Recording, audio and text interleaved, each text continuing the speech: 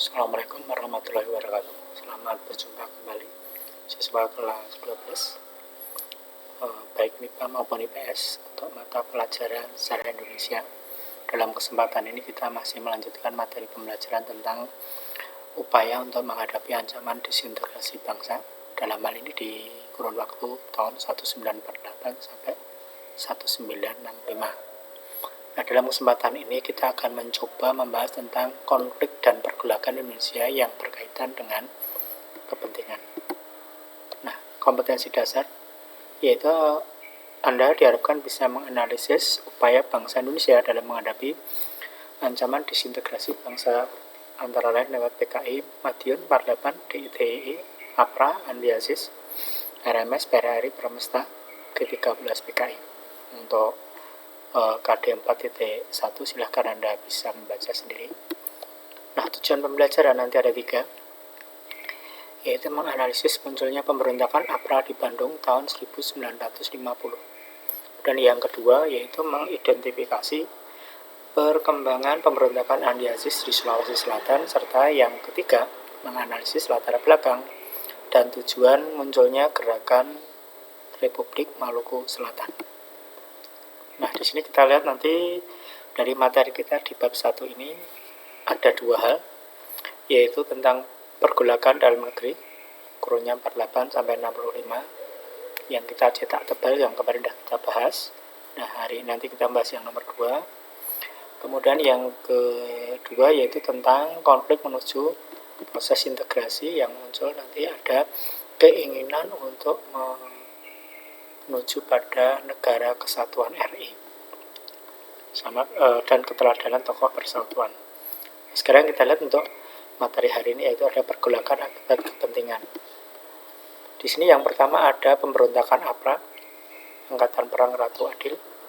Kemudian yang kedua tentang pemberontakan Andiasis di Sulawesi Selatan. Dan yang ketiga yaitu pemberontakan RMS. Kita lihat dulu yang pertama yaitu pemberontakan APRA atau Angkatan Perang Ratu Adil, di mana tokoh utama yaitu seorang kapten tentara kerajaan Hindia Belanda atau Kenil, Raymond Westerling, yang mungkin sudah Anda kenal sejak SD. Gambaran tokohnya memang seperti ini. Nah, kemudian dari sini akan kita lihat apa sih latar belakangnya, yaitu ketidakpuasan pejuang dalam tanda petik terhadap kebijakan RIS, di mana sebagai dampak dari adanya KMP akan terbentuk negara Indonesia Serikat. Kemudian angkatan perang, dalam hal ini nanti TNI yang pada saat itu sudah ada, akan dilebur dengan Kenil menjadi Angkatan Perang Republik Indonesia Serikat atau APRIS. Nah, kebijakan RIS pada saat itu yaitu untuk menggabungkan semua kesatuan ke dalam APRIS. Nah, dalam hal ini dari mereka yang dari Kenil itu memiliki rasa tidak puas, tidak mau dilebur menjadi APRIS, tapi pengen tetap terbentuk menjadi negara federal yang tentara federal yang ada di wilayah Pasundan. Nah, ini dari latar belakang ini nanti muncullah ini pemberontakan APRA.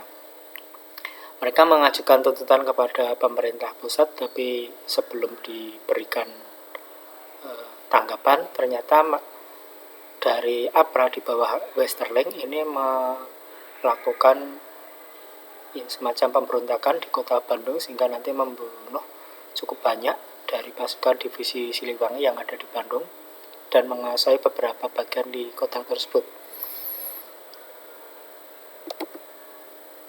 Nah, sebagai dampak nanti dari adanya perlawanan ini atau pemberontakan ini, maka pemerintah pusat dalam ini dari Kabinet Hatta itu akan memberikan tindakan dengan melakukan penumpasan secara tegas dengan mengirimkan pasukan divisi Siliwangi yang ada di Jawa Barat untuk melakukan pengejaran terhadap kesatuan APRA, sehingga di akhir tahun 50 pasukan APRA itu mulai tercerai-berai.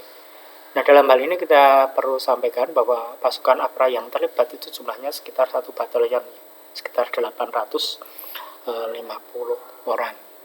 Tapi setelah terjadi gerakan penumpasan, ternyata pasukan APRA ini tercerai-berai, kemudian Kapten Westerling sendiri itu ternyata nanti akan melarikan diri ke Singapura, kemudian menggunakan pesawat sipil dia pindah ke negeri Belanda sampai akhirnya, sehingga dari sini nanti muncul ada keinginan atau ada semacam upaya untuk memunculkan yang bersangkutan sebagai orang yang melakukan tindak kejahatan perang. Namun demikian, sebelum tindakan itu dilakukan, itu yang bersangkutan sudah meninggal tahun 90-an.